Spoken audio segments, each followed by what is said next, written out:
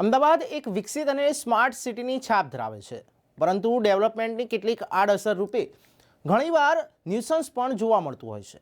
તાજેતરમાં અમદાવાદના સેલા વિસ્તાર ક્લબ 7ની પાછળ આવેલી મોનાર્ક સિટી 1 અને 2 નામે બે સોસાયટીઓ છે, જેમાં ખાસ કરીને વિભાગ 1ના રહીશોની હાલત ક્લબ 07 દ્વારા થતા નોઇઝ પોલ્યુશનથી અત્યંત બદતર જોવા મળી રહી છે। જો કે આ અંગે વારંવાર ફરિયાદ કરી હોવા છતાં ક્લબ દ્વારા કોઈ પગલાં ભરાતા નથી। ક્લબ 07 અને મોનાર્ક સિટીના એક જ દિવાલ હોવાથી ક્લબ દ્વારા વિવિધ પ્રકારના મશીનો કે ચીમનીના રાત દિવસ ચાલુ રાખવામાં આવે છે, જેના કારણે વડીલો, બાળકો તેમજ બીમાર લોકોની આખી રાત આ અવાજના કારણે સારી રીતે ઊંઘ આવી શકતી નથી। તેઓ સતત માનસિક તણાવ હેઠળ રહે છે અને પુષ્કળ અવાજના કારણે ઘરની બેદરકારી સામે આવે છે। આપણે ત્યાં પ્રદૂષણ અનેક જાતના છે। હવાનું પ્રદૂષણ તે આપણા સ્વાસ્થ્યને નુકસાન કરે છે। ખાસ કરીને વાત કરીએ તો શ્વાસની તકલીફ અને કેન્સર જેવા રોગો પણ કરે છે। પરંતુ એક એવું પણ પ્રદૂષણ છે કે જે સતત આપણને માનસિક રીતે ઇરિટેટ કર્યા કરે છે। આ પ્રદૂષણ છે ધ્વનિ પ્રદૂષણ, એટલે કે નોઇઝ પોલ્યુશન। આપણે ત્યાં સરકાર પણ હવે વાત કરવા લાગી છે અને કહેવા લાગી છે કે ભાઈ રોડ ઉપર પણ બહુ હોર્ન ન મારો।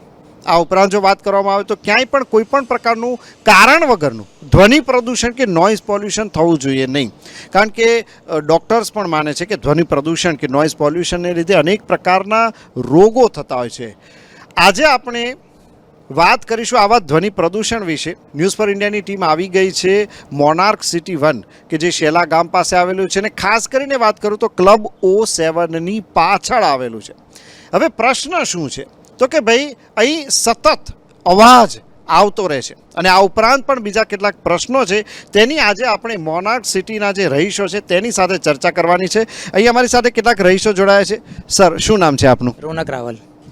રોનકભાઈ, જે કહી શકાય કે મોનાર્ક સિટી 1 જે ક્લબ 07ની પાછળ આવેલું છે, અહીંયા ઘણી બધી તકલીફો છે તેવું સાંભળવા મળ્યું। કેવા પ્રકારની તકલીફો જોવા મળે છે? અહીંયા ક્લબો 7માંથી સમયાંતર દરમિયાન અમુક ડેસિબલથી વધારે પડતો અવાજ આવતો હોય છે। એમાં મિડ નાઇટમાં કન્સ્ટ્રક્શનને લગતું લોડિંગ, અનલોડિંગ એવા અવાજો પણ આવતા હોય છે, જે બહુ ડિસ્ટર્બિંગ હોય છે, અને સમયાંતરે એમને અમે જાણ પણ કરેલી છે, પણ એનું તાત્કાલિક ધોરણે કોઈ કાયમ માટેનું સોલ્યુશન હજી સુધી આવ્યું નથી। મારી સાથે મારા અહીંયા સોસાયટીના રહેવાસી પણ બીજા લોકો છે, જેનો તમે રિવ્યૂ લઈ શકો છો। સો આમ પાસે બિલકુલ વાત કરવામાં આવે તો અહીંયા જે બેન છે ઊભા છે તે પણ આ સોસાયટીમાં જ રહે છે। બેન, જે રીતે સાહેબે વાત કરી કે લોડિંગ અનલોડિંગની પણ તેમણે વાત કરી, ક્લબો 7ને લીધે અહીંયા જે પાછળના ભાગે આ સોસાયટી આવેલી છે, તમારા કહેવા પ્રમાણે આ સોસાયટીને ક્લબ 07ને લીધે ઘણું ભોગવવું પડી રહ્યું છે, શું કહેશો આના વિશે? આમાં બહુ જ છેલ્લા 10 વર્ષથી ભોગવી રહ્યા છીએ અમે। એક તો નવરાત્રિના અને બધા સ્પીકરો, પૂલ પાર્ટી, એ બધાનો અવાજ છોકરાઓ ભણી નથી શકતા। બપોરે બી પૂલ પાર્ટી ચાલતી હોય છે, મોટે રૂલ પ્રમાણેના ડેસિમલથી વધારે નોઇસ હોય છે। બીજું, એ લોકોને બપોર પછી ગટર કે ખાળકૂવો ખબર નહીં, એક તો બાંબુ એવા મૂકી દીધા છે કે કશું જોઈ નથી શકતા અમે, પણ વાસ, તીવ્ર વાસ આવે છે, જેથી અમે ઘરની બહાર નથી બેસી શકતા। બારી બારણા બંધ કરવા પડે છે, અને ઓપન લિફ્ટ, જે સર્વિસ લિફ્ટ છે, એનો અવાજ સખત હોય છે, જે માનસિક શાંતિ હણી લે છે। જે બિલકુલ વાત કરવામાં આવે, બેને વાત બહુ સાચી કીધી। અત્યારે 4:30 પોણા 5 વાગ્યા જેટલો સમય થયો છે, અહીંયા હું ઊભો છું, છતાં મને પણ સ્મેલ તો આવી જ રહી છે। અનેક બેન અમારી સાથે જોડાયા છે। બેન, આજે આખું જે ક્લબો 7ની પાછળ જે તમારી સોસાયટી છે, હવે આપ સૌનું એવું કહેવું છે કે કંઈક ને કંઈક પ્રોબ્લેમ રહે છે। આપને સૌથી વધુ શેની તકલીફ પડી રહી છે?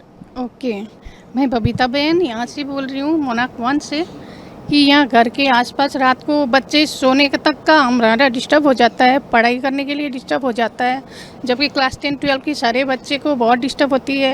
4 बजे से यहाँ लोडिंग अनलोडिंग का जो काम रहता है, वो कभी कभी बाहर से बहुत ज़्यादा आवाज़ आती है, ताकि 4 बजे उठनी पड़ती है, सोने नहीं देते हैं। अच्छा, किस चीज़ की सबसे ज़्यादा आवाज़ यहाँ पे सुनाई दे रही है? ज़्यादा पोल्यूशन होती है यहाँ की, जो चिमनी की रहती है स्पेशली, और यहाँ कभी कभी सिलेंडर का भी बहुत ज़्यादा गैस का वो आता है। गटर का कभी कभी आवाज़ बहुत आता है, तो स्मेल दूर तक फैल जाती है, तो हम लोग दरवाज़ा खोल के नहीं बैठ सकते हैं, ताकि हम बंद ही ये आपका घर है? हाँ जी। જી આપણે ઘર જોઈ શકીએ છીએ કે આ ઘર જે છે સદંતર બારી દરવાજા જે છે તેને સંપૂર્ણ રીતે બંધ રાખવા પડે છે. 24 કલાક આ લોકોને બારી દરવાજા બંધ રાખવા પડે છે અને આપણે કલ્પના કરી શકીએ કે કેટલી હદે અહીં અવાજ આવતો હશે. આપણી સાથે અન્ય પણ એક રહીશ જોડાઈ ગયા છે. સર, શું નામ છે આપનું? યોગેશભાઈ. યોગેશભાઈ, જે રીતે તમારા પડોશી મિત્રોએ વાત કરી, શું કહેવા માગો છો આપ? મેઇનલી એમને ઘણા બધા પ્રોબ્લેમ કીધા છે, પણ એક એક્ઝેક્ટલી પ્રોબ્લેમ જે 24 કલાક નોનસ્ટોપ ચાલુ છે, 7 દિવસ 24/7, એ ચીમનીનો પ્રોબ્લેમ છે. ચીમની એ એમને કંઈ બનાવટમાં ખામી રાખી છે કે ગમે તે, એનો અવાજ જે બહાર ના આવવો જોઈએ, પણ એટલો બધો જાણે કોઈ ગ્રાઇન્ડિંગ મશીન ચાલતું હોય એવો અવાજ આવે છે, જેને લીધે સૂવામાં વૃદ્ધોને તકલીફ પડી રહી છે, છોકરાઓને ભણવામાં તકલીફ પડી રહી છે. અને એ અવાજ કેટલી વખત રિક્વેસ્ટ કરવા છતાં પણ એના માટે કોઈ પણ પગલાં લેવામાં નથી આવતા, એની કોઈ ડિઝાઇનમાં ફેરફાર નથી કરતા કે કોઈ એને સાઉન્ડપ્રૂફ બનાવવા માટે પ્રોબ્લેમ નથી કરતા. અને અમારી કોઈ વાતનું કોઈ નિરાકરણ હજુ સુધી નથી આવ્યું. આ વર્ષોનો પ્રોબ્લેમ છે. હું 10 વર્ષથી અહીંયા રહું છું સાહેબ. અચ્છા સર, પણ આજે તમે વાત કરી, હવે આ દિવસે કદાચ રાત્રે 9-10 વાગ્યા પછી બંધ નથી થઈ જતો અવાજ? નહીં, ચીમનીનો અવાજ છે, ખબર નહીં કેમ એ રાત્રે પણ ચાલુ રાખે છે અને રાત્રે પણ ચાલુ રહે છે સાહેબ. તો રાત્રે વધારે અવાજ આવે છે?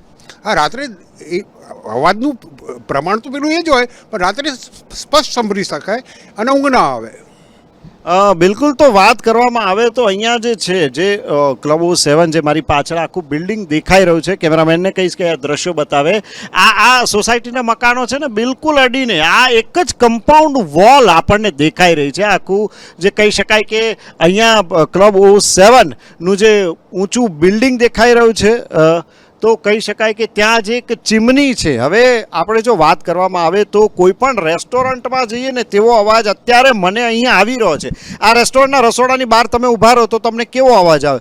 એવો જ અવાજ, જે કાનમાં તમરા બોલે તેવો કોન્સ્ટન્ટ અવાજ, ચીમનીનો અવાજ અત્યારે હું અનુભવી રહ્યો છું. અને આ લોકોએ જે પ્રમાણે ફરિયાદ કરી કે ભાઈ રાત્રે આ અવાજ અનેક ગણો વધી જાય છે, વડીલોને સૂવામાં તકલીફ પડે છે, બાળકોને એક્ઝામ હોય તો ત્યારે એ લોકોને પણ તકલીફ પડે છે. અને સતત જે ધ્વનિ પ્રદૂષણ છે, છેલ્લા 10 વર્ષથી તેઓ અહીંયા રહે છે, પરંતુ સતત ધ્વનિ પ્રદૂષણનો અહીંના રહીશો ભોગ બની રહ્યા છે. હવે જોવું એ રહ્યું કે આ લોકોએ પોલીસમાં ફરિયાદ કરી છે, ક્લબ 7ને પણ તેમણે વાત કરી છે, રજૂઆત કરી છે, છતાં પણ હજુ સુધી કોઈ નિરાકરણ આવ્યું નથી. તો જોઈએ હવે આવનારા સમયમાં આનું નિરાકરણ કેવું આવે છે. કેમેરા પર્સન સારથી શાહ સાથે Kumar Barot, news for India, Ahmedabad.